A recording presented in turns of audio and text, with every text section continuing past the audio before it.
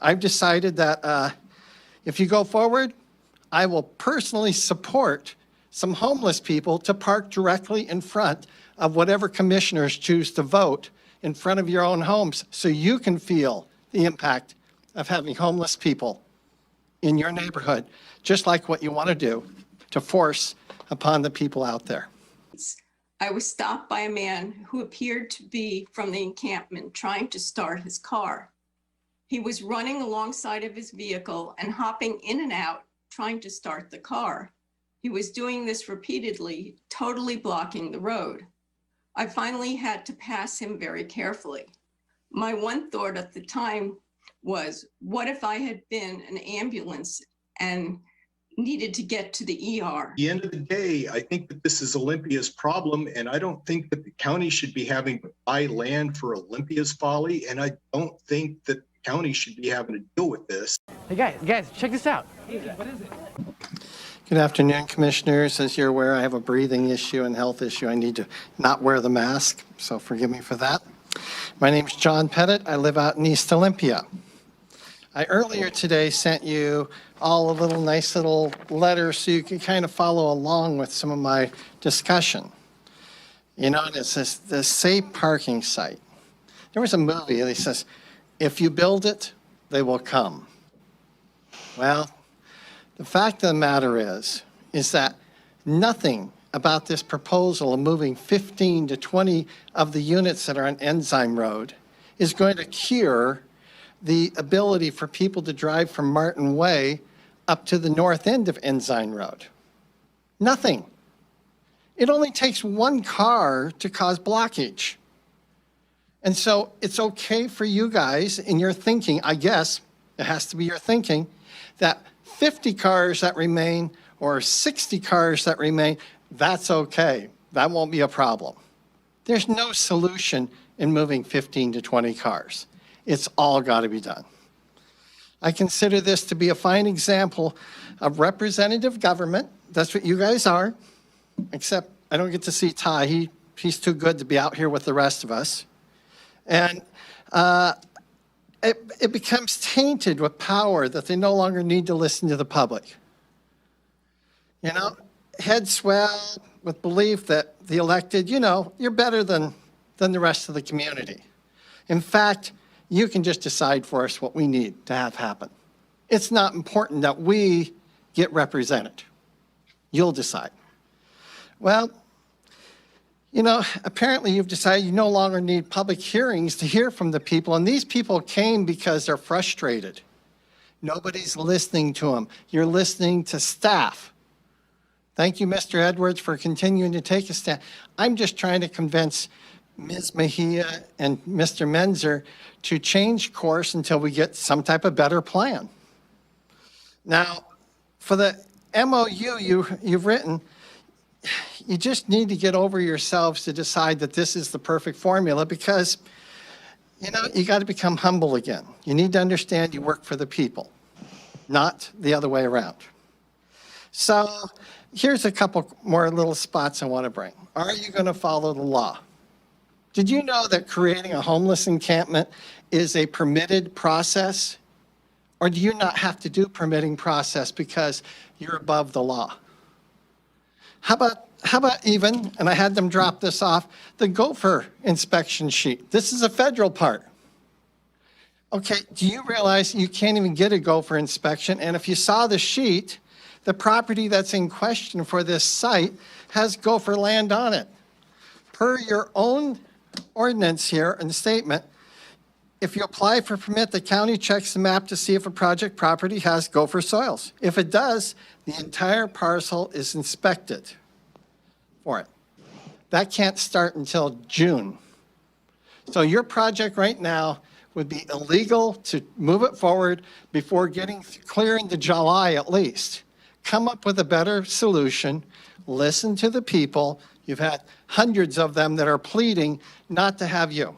I've decided that if you go forward, I will personally support some homeless people to park directly in front of whatever commissioners choose to vote in front of your own homes so you can feel the impact of having homeless people in your neighborhood, just like what you want to do to force upon the people out there. Thank you. Hi, my name is Kyle Howell. I live in unincorporated Thurston. We've heard a lot of, in some cases, kind of emotional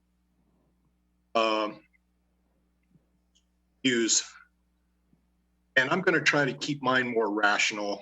First of all, hospital, I feel for him. I do. I have a close friend who lives right off Lilly. I know what that's like. I have frequented businesses in that area, not just on Ensign, but over a little further and over closer to Pacific, between Pacific and Martin. And I know what they're going through. I frequent a lot of the businesses around the Carpenter and Martin area. I'm very familiar with the little fenced enclosure where you used to keep the gravel, but you're wanting to put stuff in.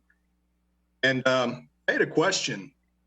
We've got, and of course this is rhetorical, but we're moving something like 50 people out of this one area. Olympia had thrown their doors open publicly to welcome people. Are the people still coming to live there? Another gentleman had pointed out something I've noticed previously, which is a lot of out-of-state tags and vehicles from completely other areas that are just lomming here. Their communities aren't even supporting them. I don't have faith that Thurston County can support them all. I don't think I live in the county, but I'm right on the border of Lacey. I don't think Lacey can support them. Our communities, Tenino, Yelm, Lacey, Tumwater, we had homeless issues prior to the explosion with Olympia. What's going to curb further growth of the problem while we try to deal with what we've already got? And also, no offense to Mayor of Olympia and the Councilwoman from Lacey, but yeah, give me a minute. I bet I could come up with another idea, but I don't think that they would like it. But at the end of the day, I think that this is Olympia's problem, and I don't think that the county should be having to buy land for Olympia's folly, and I don't think that the county should be having to deal with this. And I don't want to sound callous, but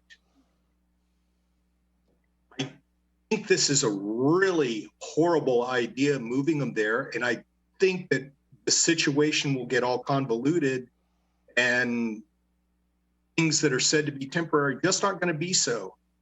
And I personally, I don't want to see that floodgate open and end up with the rest of the county in the same situation that Olympia has put themselves in.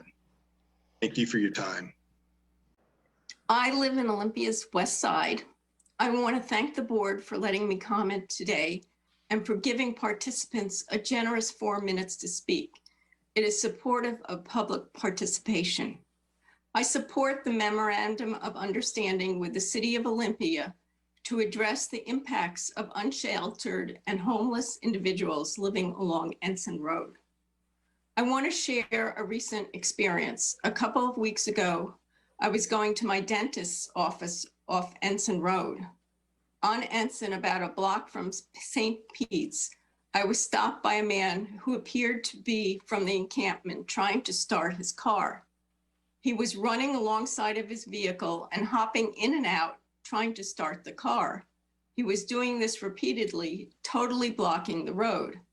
I finally had to pass him very carefully. My one thought at the time was, what if I had been an ambulance and needed to get to the ER? Now I see they're rerouting to Lilly Road.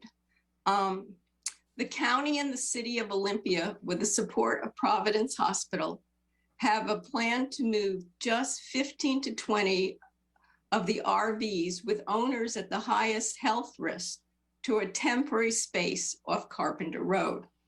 Providence is donating $100,000 to this effort.